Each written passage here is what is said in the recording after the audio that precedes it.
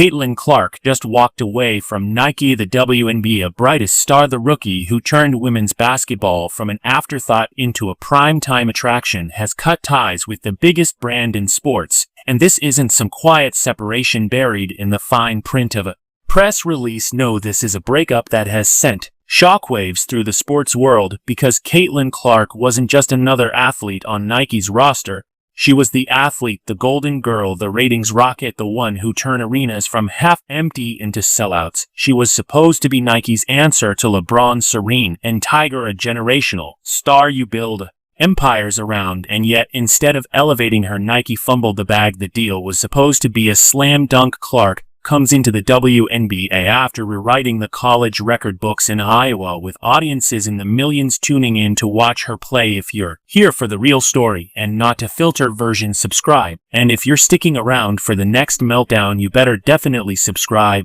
Every metric told the same story. She was bigger than the league itself. Her jersey sales shadow records. Her name trended every week, and entire cities and that ignore women's basketball for years suddenly couldn't get enough. She was courtroom momentum personified. So when Nike signed her earlier this year, the expectation was simple: give her the royal treatment, a signature shoe, a high-profile marketing campaign, a bold announcement that told the world, Caitlin Clark is a face and future, and she's ours. But instead, nothing. No billboards, no splashy rollout, no shoe tease on a pro debut, no commercials highlighting her transition from Iowa to the WNBA. Just silence. Nike sat on the most bankable star in sport and gave her little more than a logo on a jersey for a player carrying away the league on her back. It was more than disappointing, it was insulting, and Clark noticed. Insiders say she grew frustrated watching other brands pour millions into campaign for stars with smaller followings, while Nike, her partner, treated like a background character. She was supposed to be the crown jewel, but instead she was stuck in limbo.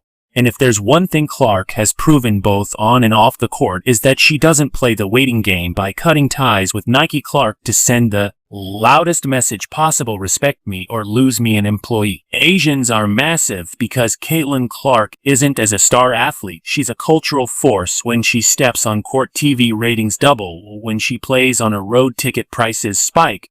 When she wears a jersey, it sells out online within hours. She's not just an athlete in the WNBA, WNBA momentum right now. So what does it say when even Nike, with history of building global icons, couldn't or wouldn't match or moment? It says the playbook doesn't work anymore. This isn't just a Caitlin versus Nike story. It's a story about corporate arrogance colliding with culture reality. Nike assumed that time. They assumed Clark's star power was theirs, a slow roll to fit neatly into their timeline. But Clark has rewritten rules. She's not waiting for machine to catch up. She's moving at the speed of impact. And if Nike can't keep up, she'll find someone who will. And here's the twist: this isn't just a blow to Nike, it's an open invitation to every other brand: Adidas, Puma, Under Armour, even non-traditional players like Amazon or Apple. Anyone who wants to capitalize on a cultural moment Clark represents now has an opening.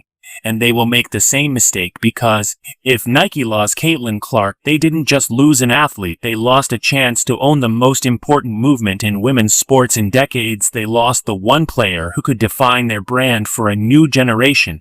And for Clark, she just proved she doesn't need to switch to stay on top. The breakup is brutal, it's and it's public, but more than anything, it's symbolic. Caitlin Clark versus Nike isn't just about one contract ending, it's about a shift in power. For decades, athletes needed Nike to become global icons. Today, Caitlin Clark just showed a reverse might be true. Nike need her more than she ever needed them, and now the sports world is watching her every move. Meanwhile, energy huge. Watkins, a rookie, a college freshman, still playing at USC, super talented, sure, but not in the WNBA, and not selling out arenas, not dragging in an entire sport into mainstream with her bare hands. Nike gave her a massive $30 million deal. You heard that right, $30 million for a player who hasn't even gone pro yet. And just like that, the conversation shifted. Fans started asking questions. Why is Caitlin Clark, the woman literally saving the WNBA from obscurity, not the one getting this treatment? Why is Nike going all in on someone unproven while seemingly treating their biggest current star like an afterthought? It was weird, it was awkward, and it was loud. The Clark fans, they were furious. The conspiracy theories flowing like Gatorade on championship night, the WNBA itself trying very hard to act like it wasn't happening, even though it definitely was. But the drama hit DEFCON 1 when Caitlin Clark decided enough. She ended her partnership with Nike. No cryptic statement, no tell-all interview, just done quiet power move. A girl boss might drop, and suddenly the entire industry. He was shook because, let's be real, you don't walk away from Nike unless something's really wrong. This isn't a small endorsement. This is the brand that built Jordan, that powered Serena, that backed Tiger during his most unhinged scandals. Nike no stars, but apparently they forgot how to treat one. And now the consequences are rolling in. Nike fans confused, Clark fans ready to boycott, other brands circling like sharks with blank checks, and the WNBA try to clean up the mess while pretending they didn't help spill the tea in the first place. Let's talk about what really went wrong here, because on paper you think Nike would be all over Caitlin Clark. She's not just a great player, she's a movement. She's doing what the league has desperately wanted for years. Getting casual fans care. She sells our games, her highlights go viral, she trends every other night. And not just for what he does on the court, she's mainstream, she's magnetic, she's marketing gold. But Nike, they got caught up in politics. There's a theory, and it's not exactly sorry. All that this wasn't just about town or business, it was about image, about choosing to push someone who fits a certain branding narrative over someone who actually brings results. Juju Watkins is represented by Club Sports. Yep, that Clutch Sports, the one run by Rich Paul, who's basically the puppet master of bath bomb. Dortmund right now. If you ever wondered how some players get massive deals out of nowhere, well, wonder no more. Clutch knows how to spin a story before it happens. They manufacture hype like it a new sneaker drop, and Nike, they bit the issue. They did it at Caitlin Clark's expense, and here's where it gets messy, because fans aren't stupid. They can see when someone is being sidelined, and they don't like it, especially not when is the one player who's doing the heavy lifting to make this whole women's sports renaissance actually work. Instead of lifting her up, Nike put her on the bench, metaphorically of course, and Clark noticed. So she bounced, and here's where the real chaos begins, because now every brand that isn't Nike is sitting in meetings asking one question: how we sign Caitlin Clark? You think Adidas isn't already sketching of Schumacher for their initials? You think Puma isn't looking for the next Billie Eilish level crossover campaign? You think Under Armour wouldn't kill to have her face replaced? The goes the Steph Curry's deals. Nike didn't just lose a player, they lost a once in a generation brand opportunity. And for what? For the optics, for politics, for loyalty to an agency. Whatever the reason, it's giving short-term thinking, it's giving we forgot what sells, it's giving out of touch. And this isn't just about Clark, it's about what this says to every other rising star in women's sports. If Caitlin Clark can't get the respect he deserves, what does that mean for the rest of them? WNBA fans are tired. They've been told to be patient for decades while the league rose. They stuck around. Too bad. Merge, awkward marketing, and network deals at bury games on obscure channels. Katie and Clark shows up, drags league into the mainstream, and reward is being sidelined for someone who hasn't even touched the court yet.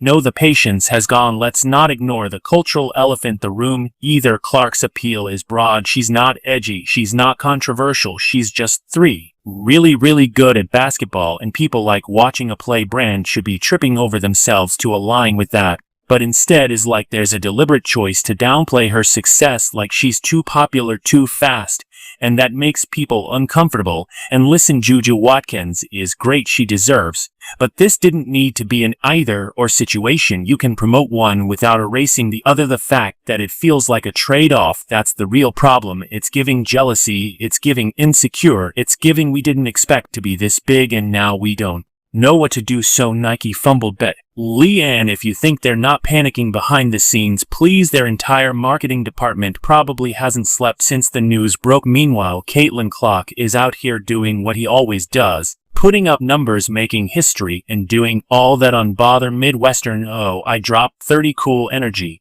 And if he signs of a rival brand and drops a signature issue that sells out in 15 seconds, that sound you hear, that's Nike realizing they played themselves. This was Supposed to be the easiest layup and ending history. Instead, it's turning into one of the biggest endorsement disasters women's sports has ever seen. Moral of the story: don't underestimate the quiet ones, especially not when they got entire sports. We're watching. Oh, and Nike, congratulations, you just won the very first had a fumble, a cultural icon and 30 days or less award put on the shelf next to your shrinking market share. So we think was a massive misstep by Nike. Was Clark right to walk away before things got worse? Sound off in the comments. Let's get into it.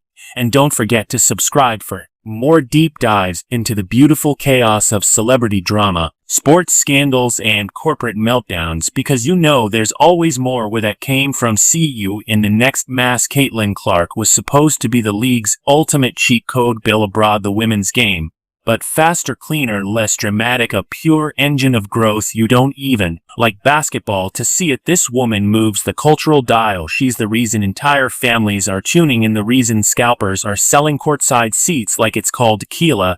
And yet, how she been treated? First game in the league, she gets slammed with hard fouls. Second game, she's getting shoved on greens with no whistle. Third game, she's our veterans muttering under their breath about how she hasn't earned it yet. There's unspoken via that Clark is the new girl who wasn't supposed to be this loud, like she's crashing the party without asking for permission first. And you can feel it not just from players but from everywhere, from the way to league posts about or with one hand while side-eyeing her with the other, from the humbling narratives pushed after every loss, from the way commentators bend over backwards to pretend her every success is somehow controversial. So when Nike pulled a little switcheroo and that big on Juju walk-ins and stuff, the whole thing just felt too familiar. Another chapter in the Caitlin Clark doesn't deserve as much attention saga, only now Clarkston playing along. This isn't just about money, it's not just about sneakers, it's about respect. And she's not getting from the brand or the so-called gatekeepers. Let's be real, this is a power struggle. On one side you got Caitlin Clark, who's player heart of every single night, bringing in millions and new eyes the sport, and doing it with kind of steely grace that most rookies couldn't fake if they tried. No drama, no diva behavior, just cold-blooded execution and beat time numbers. On the other, you've got a system, brands, league, exact PR machines that desperately want to control the narrative. And Caitlin's success, it doesn't fit. It's too fast, too organic, too hard to spin. They can't claim they built her, she built herself. And as the part day 8, because if you can't take credit for someone's rise, how do you monetize it? If someone's stardom comes from authenticity instead of carefully sculpted brand deals, how you package that answer? You don't, you just try to shift the spotlight. Enter Juju Watkins, marketable, young, flashy, and back. But the biggest agency in basketball, Clutch Sports, isn't playing long game, they're playing a loud game. They came to take up space, rewrite headlines, and make sure their client get more attention than they've earned. In Nike, instead of standing firm on legacy and proven influence, they folded like a cheap windbreaker. Now look, dude, you might very well become superstar. She's not the villain here.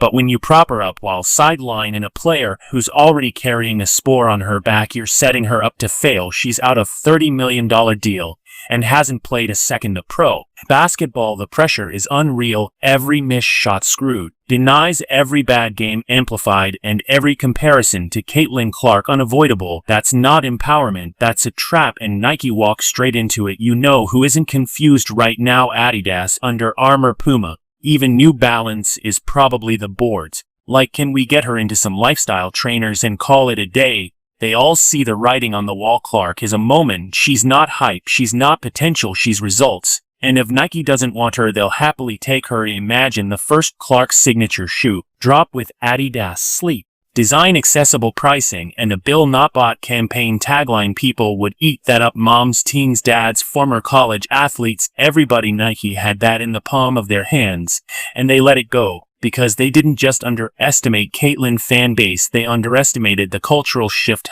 happening in real-time. Women's sports isn't charity cause anymore. It's not something brand attach themselves to for brownie points. Is a legitimate marketplace. It's growth, it's power, and Clark is the proof. She's the first women's basketball player in a long time to crack the casual fan market. He brings in people who don't even know how many quarters aren't again, and that to flex.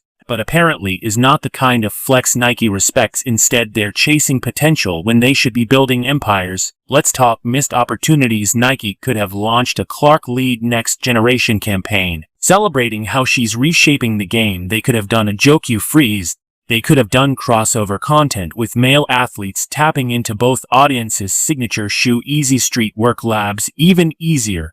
But instead they gave her the silent treatment like she was lucky to be there. And that's the part that burns, because this was supposed to be the era where women's sports finally got the attention and investment deserves. Caitlin Clark opened the door. Nike shut up behind her. It's not just a fumble, it's betrayal, and fans know it. They're angry, they're loud, and they're loyal. You think it isn't. Forget how this went down. When Clark signs with another brand, you think they will remember the silence when she dropped 40 points and Nike couldn't be bothered to post a highlight. Please, the court of public opinion isn't subtle, and right now Nike's getting booed from the cheap seats. This whole mess is a masterclass in how not to handle generational talent. You don't slow roll someone who's already sprinting. You don't gamble on maybe when you got a sure thing lighting up the scoreboard every night. But hey, thanks to this chaos, we're getting one thing, a rare moment: brand clarity. Now we know who's paying attention. Now we know who's in it for the long haul. Now we know who respects the work versus who's just chasing headlines. And Caitlin Clark, she's walking out of this cleaner than ever. No messy statements, no some tweets, just classy silence and a cleared schedule for better offers. If anything, this makes her even more powerful, because now she's got options and leverage and a fan base ready to arrive for her no matter what logo ends up on or sneakers. Meanwhile, Nike, they're stuck trying to spin this in a way that doesn't scream oops. And the WNBA, they've got some soul searching to do, because you can have it both ways. You can ask for growth, get it, then act weird when shows up and blonde ponytails and a heat check jumper from the logo. Support is not supposed to be selective, and this right here, this drama, it's a warning shot. True, your stars like stars or watch them walk. So here we are, a generational talent is broke up with a legacy brand on the biggest stage in women's sports. The fallout huge, the message even louder: respect isn't optional anymore. And honestly, maybe that's what needed to happen. Maybe this is a shake-up women's sports needed, the turning point, the moment when players realize it only to wait for approval.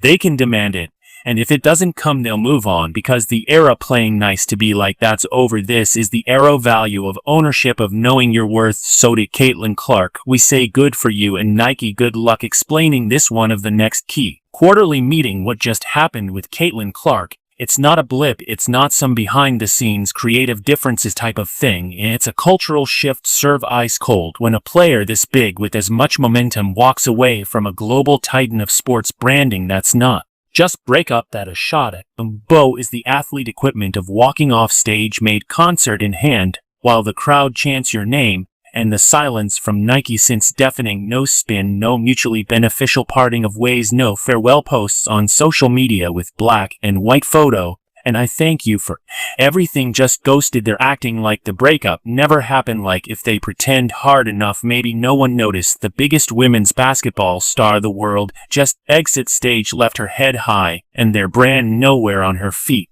But let me tell you, fans noticed, sponsors noticed, compete leading brands noticed, and you know who really noticed? Other players. Because when Caitlin made that move, it cracked open something unspoken. It said out loud what so many athletes have been thinking for years: these brands don't always get it, they don't always reward loyalty, they don't always value impact, and I certainly don't always play fair. Is the kind of unfiltered truth that shakes the power structure. Clark's walking proof that you don't have to wait for a legacy brand to validate your worth. You are the brand.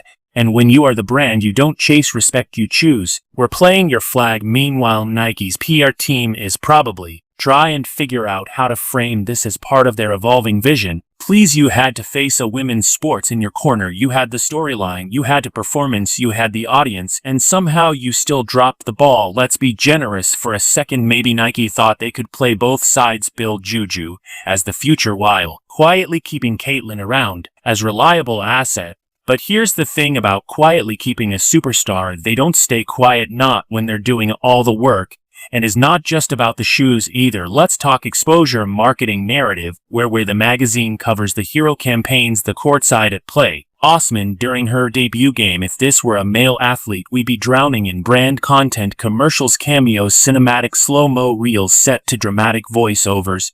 But for Clark it was suspiciously muted, and it made people start asking questions. Is it because she doesn't have a right age? And C, because you come to the right brand pipeline? Because her story doesn't fit the curated activist's flavor corporate aesthetic that all the rage right now? Because honestly it felt like she was being punished for being too popular to mainstream to middle America to save. And let's not pretend like that isn't a thing. In 2025 there's a vibe among certain circles that if you blow up and way outside of their system, your success becomes inconvenient suddenly.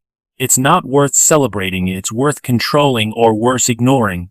But you can't ignore Clark, not anymore. She's out-earned the side eyes, she's outplayed the passive aggression, and she's outshine in narrative. She was a story before lead with Ready, and now they're scrambling to catch up.